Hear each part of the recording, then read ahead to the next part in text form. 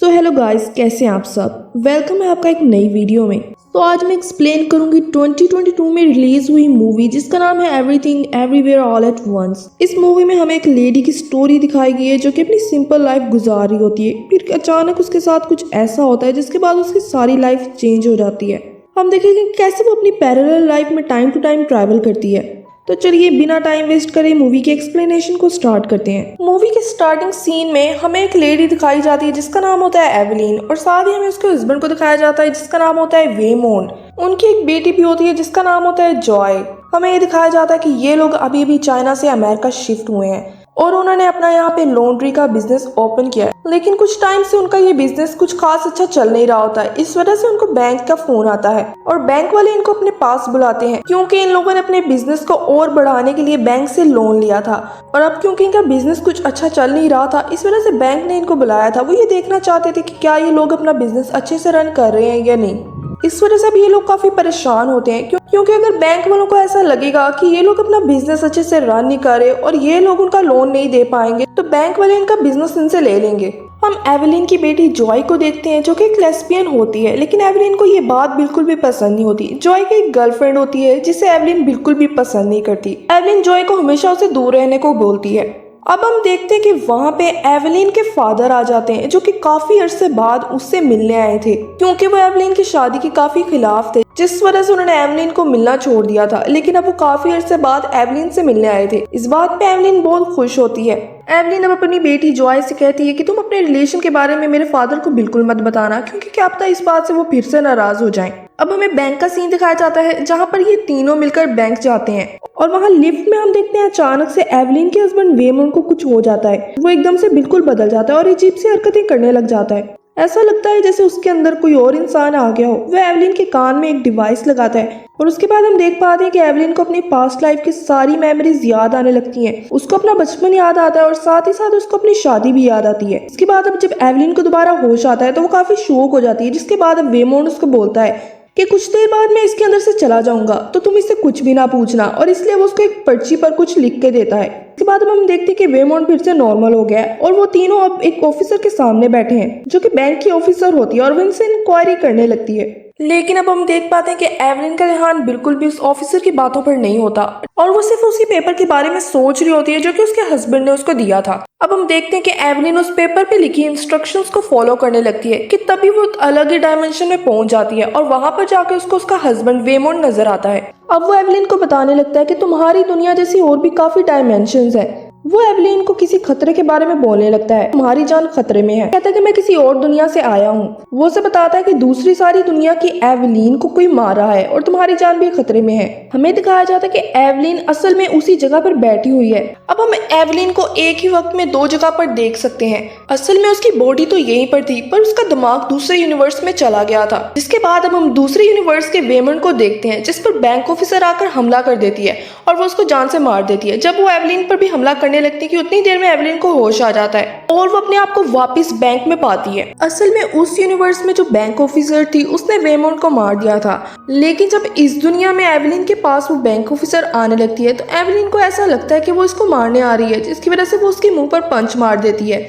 अब इस बात पर वहाँ पे गार्ड्स आ जाते हैं जब वो एवलीन को पकड़ने लगते हैं कि उतनी देर में वेमोन के अंदर फिर से दोबारा से वही वेमोन आ जाता है जो कि दूसरी यूनिवर्स से आया था और वो काफी पावरफुल होता है, जिसकी वजह से वो गार्ड्स को मारकर एवलीन को वहां से बचाकर ले जाता है। अब एवलीन उससे सच पूछती है जिस पर उसको बताता है कि हमारी दुनिया जैसी और भी काफी दुनियाएं हैं जिसमें हमारा रोल अलग अलग है। किसी दुनिया में हम पावरफुल हैं तो किसी दुनिया में हम कमजोर हैं। वो उसको बताता है कि मैं जिस दुनिया से आया हूँ उसको अल्फा वर्ल्ड कहते हैं और मैं अल्फा वेमोन हूँ। वो उसको ये भी बताता है कि उस दुनिया की अल्फा एवलीन ने एक ऐसी इन्वेंशन की थी जिसकी मदद से वो दूसरी दुनिया में जा सकती थी, और वो उसको बताता है कि उस इन्वेंशन की मदद से हम लोग किसी का भी दिमाग पढ़ सकते हैं और उसको कंट्रोल कर सकते हैं। अब हमें समझ आती है कि कैसे अल्फा वर्ल्ड के वेमोन ने इस वर्ल्ड के वेमोन को काबू कर लिया था और उसके माइंड को पूरी तरह से कंट्रोल करके अपने काबू में कर लिया था। इसके बाद अब उसको बताता है कि अल्फा एवलीन ने ऐसा एक्सपेरिमेंट किया था जिसके बाद एक बुरी ताकत ने जन्म ले लिया था और वही अब हर वर्ल्ड की एवलीन को खत्म कर रही है। दूसरी तरफ हमें एक सीन दिखाया जाता है जिसमें वो बैंक ऑफिसर किसी और वर्ल्ड की एवलिन पर हमला करती है और उसे जान से मार देती है। और हम देख पाते हैं वो बुरी ताकत भी उसके साथ होती है क्योंकि उसने उस ऑफिसर को अपने साथ मिला लिया था। पर इधर हम देख पाते हैं कि अल्फा वेमोंट पे वो ऑफिसर हमला कर देती है और वो उसको मारने वाली होती है कि इतनी देर में अल्फा वेमोंट एवलिन को बोलता है कि अपने आप को किसी स्ट्रॉन्ग एवलिन से कनेक्ट करो और मेरी जान बचाओ। लेकिन काफी कोशिश करने के बाद भी एवलिन इसमें नाकाम हो जाती है, जिसके बाद अब अल्फा वेमोंट को ऐसा लगने लगता है कि इस दुनिया की एवलिन तो कुछ भी नहीं कर सकती। जिसके बाद वो वेमोंट के दिमाग से चला जाता है और जब वेमोंट होश में आता है तो उसको कुछ भी समझ नहीं आता। वो एवलिन से पूछने लगता है कि ये ऑफिसर हमें क्यों मारना चाहती है, लेकिन एवलिन उसको वहां से लेकर भाग जाती है और हम देखते हैं कि वो ऑफिसर इनके पीछे आती है और इनको मारने वाली होती है कि उतनी देर में एवलिन लास्ट टाइम कोशिश करती है और इस बार वो कामयाब हो जाती है, जिसमें इस बार वो किसी ऐसी वर्ल्ड की एवलिन से कनेक्ट हो जाती है जो कि काफी स्ट्रॉन्ग होती है क्योंकि वो कुंफू फाइटर होती है और वो एक एक्टर भी होती है। जिसके बाद वो उसके साथ फाइट करती है और वो उस ऑफिसर को मार देती है। और अब हम देखते हैं कि अल्फा वेमोंट भी वापस आ चुका है और वो उसे बोलता है कि हमें यहाँ से जल्दी जाना होगा क्योंकि वो बुरी शक्ति जरूर आएगी। अब हमें वो काली शक्ति दिखाई जाती है जो कि कोई और नहीं बल्कि एवलिन की खुद की बेटी जॉय होती है, जो कि एवलिन को मार रही थी क्योंकि वो जॉय इविल हो चुकी थी। इसके बाद हमें दिखाया जाता है कि वो जॉय एवलिन को मारने के लिए आ रही होती है कि तभी वहाँ पर ऑफिसर्स आ जाते हैं जो कि एवलिन को पकड़ने लगते हैं क्योंकि उसने उस ऑफिसर को मार के काफी घायल कर दिया था। लेकिन यहाँ पर अब इविल जॉय सारे ऑफिसर्स को मार देती है और अब जब वो एवलिन को मारने के लिए आगे बढ़ती है तो उसी वक्त एवलिन बाकी सारी एवलिन से कनेक्ट हो जाती है, जिसमें हमें दिखाया जाता है कि एक यूनिवर्स में एवलिन उस ऑफिसर की काफी अच्छी दोस्त होती है और उन दोनों की फिंगर्स भी काफी बड़ी बड़ी होती हैं जो कि दिखने में काफी अजीब लग रही होती हैं। तभी इविल जॉय एवलिन को वो दुनिया दिखाती है जो कि उसने खुद बनाई थी, जहाँ पर एक काला रास्ता होता है। असल में जॉय उस एवलिन के साथ उस रास्ते पर जाना चाहती थी जो कि अपनी दुनिया में खुश ना हो, क्योंकि जॉय ने सारी दुनियाओं में जाकर ये देख लिया होता है कि वो किसी भी दुनिया में खुश नहीं होती। इस वजह से वो बाकी सारी एवलिन को मार रही होती है जो कि अपनी दुनिया में खुश थी और वैसी एवलिन की तलाश में होती है जो कि उसी की तरह अपनी दुनिया में खुश ना हो ताकि वो इसको समझ सके। अब इससे पहले कि जॉय इस एवलिन को मार सके, एवलिन का अल्फा डैड आकर वहां पर उसको बचा लेता है। अब वो सब अपने घर आ जाते हैं जहाँ पर अब हम देखते हैं कि एवलिन की बेटी जॉय बिल्कुल नॉर्मल हो चुकी है और उसके अंदर से वो इविल जॉय निकल गई है। इसके बाद अब एवलिन अपनी बेटी को बांध देती है ताकि दोबारा उसके अंदर इविल जॉय ना आ जाए। लेकिन एवलिन के अल्फा डैड उसको मारना चाहते थे क्योंकि अगर इसके अंदर इविल जॉय आ गई तो वो एवलिन को मार सकती है। लेकिन एवलिन जॉय के आगे आ जाती है और वो अपने डैड को ऐसा करने से रोकती है। लेकिन अब अल्फा डैड वहां पर अपने साथियों को बुला लेते हैं, जिसके बाद वो सब आपस में फाइट करने लगते हैं। और यहाँ पर हमें बहुत ही अमेजिंग सीन देखने को मिलता है जहाँ पर अब एवलिन अपनी सारी दुनिया की एवलिन की पावर्स को यूज करती है और उनसे फाइट करने लगती है। और तभी वहाँ पे अल्फा वेमोंट भी आ जाता है जो कि एवलिन को ये बताता है कि सिर्फ तुम ही अपनी बेटी को रोक सकती हो। लेकिन वहाँ पर इविल जॉय फिर से आ जाती है जो कि अल्फा वेमोंट को मार देती है। अब ये इविल जॉय एवलिन के साथ फाइट करने लगती है और एवलिन अपनी बाकी सारी एवलिन की पावर्स के साथ उससे फाइट करने लगती है, जिसकी वजह से बाकी दुनिया की एवलिन की भी अपनी बेटी से फाइट होने लगती है।